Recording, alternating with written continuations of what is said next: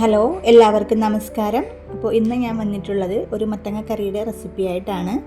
ചോറിൻ്റെ കൂടെയോ ചപ്പാത്തിൻ്റെ കൂടെയോ ഒക്കെ കഴിക്കാൻ പറ്റിയിട്ടുള്ള നല്ലൊരു കറിയാണ്. അപ്പോൾ തയ്യാറാക്കി എടുക്കുന്നത് എങ്ങനെയാണെന്ന് നമുക്ക് വീഡിയോയിലൊന്ന് കണ്ടിട്ട് വരാം. അപ്പോൾ ഇത് തയ്യാറാക്കാനായിട്ട് ഞാനിവിടെ ഒരു പീസ് മത്തങ്ങ എടുത്തിട്ടുണ്ട്. നമുക്ക് ഇത്രയും വലുപ്പത്തിൽ വേണ്ട, ഇതിൻ്റെ ഒരു പകുതിയോളം മതിയാകും. അപ്പോൾ ഇതൊന്ന് ഒരു പകുതി ഇതിൽ നിന്ന് മുറിച്ചെടുത്തിട്ട് നമുക്കിത് നന്നായിട്ട് വൃത്തിയാക്കി ചെറിയ കഷ്ണങ്ങളാക്കി എടുക്കാം.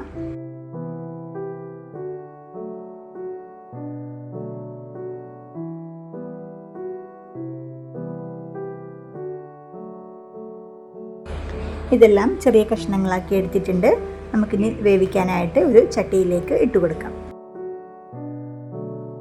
മത്തങ്ങയെല്ലാം ഇട്ടതിന് ശേഷം അതിൻ്റെ കൂടെ ഒരു തക്കാളിയും കൂടി അരിഞ്ഞിട്ട് കൊടുക്കാം. ഞാനിവിടെ ഒരു ചെറിയൊരു തക്കാളിയാണ് എടുത്തിട്ടുള്ളത്, അതും നീളത്തിൽ അരിഞ്ഞിട്ട് കൊടുക്കാം.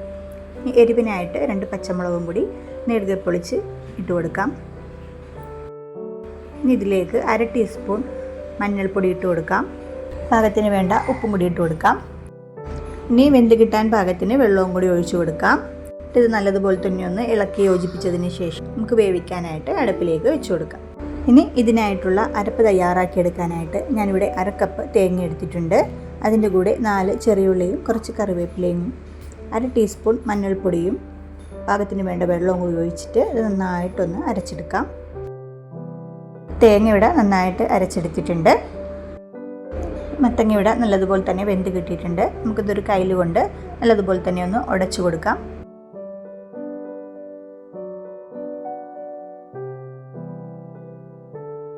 നന്നായിട്ട് ഉടച്ചെടുത്തതിന് ശേഷം നമുക്ക് അരച്ചെടുത്തിട്ടുള്ള അരപ്പ് അതിലേക്ക് ഒഴിച്ചു കൊടുക്കാം.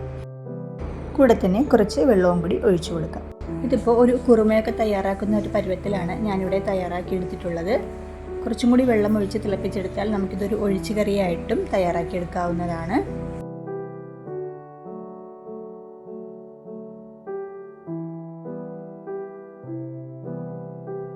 കറിയുടെ നല്ലതുപോലെ തന്നെ ഒന്ന് തിളച്ച് കിട്ടിയിട്ടുണ്ട്. ഈ ഒരു പരുവത്തിലാവുമ്പോഴേക്കും നമുക്ക് ഫ്ലെയിം ഓഫാക്കി കൊടുക്കാം. ഇത് ഒരുപാട് തിളപ്പിച്ചെടുക്കണ്ട. ഇനി നമുക്കിതിലേക്ക് കടുക് താളിച്ചൊഴിച്ച് കൊടുക്കാം. കടുക് താളിക്കാനായിട്ട് ഞാനിവിടെ വെളിച്ചെണ്ണ ചൂടാക്കി എടുത്തിട്ടുണ്ട്. അതിലേക്ക് 1/2 ടീസ്പൂൺ കടുക് ഇട്ട് കൊടുക്കാം.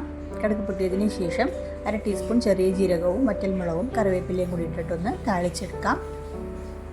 നമുക്കിനി ഈ കൂട്ട് കറിയിലേക്ക് ഒഴിച്ചു കൊടുക്കാം. അപ്പോൾ ഈ കറി നമുക്ക് വളരെ പെട്ടെന്ന് തന്നെ തയ്യാറാക്കിയെടുക്കാം. ചോറിൻ്റെ കൂടെയോ ചപ്പാത്തിൻ്റെ കൂടെയോ ഒക്കെ കഴിക്കാൻ പറ്റിയിട്ടുള്ള നല്ലൊരു കറിയാണ്. അപ്പോൾ ചെയ്തു നോക്കിയിട്ടില്ലാത്തവർ തീർച്ചയായിട്ടും ഇതൊന്ന് ചെയ്തു നോക്കണം. എൻ്റെ വീഡിയോ ഇഷ്ടമായിട്ടുണ്ടെങ്കിൽ എല്ലാവരും ഒന്ന് ലൈക്ക് ചെയ്യാൻ മറന്നു പോകരുതേ. ചാനൽ സബ്സ്ക്രൈബ് ചെയ്യാത്തവരായുണ്ടെങ്കിൽ ചാനൽ സബ്സ്ക്രൈബ് ചെയ്യാനും മറക്കല്ലേ. അപ്പോൾ മറ്റൊരു വീഡിയോയുമായിട്ട് നമുക്ക് വീണ്ടും കാണാം.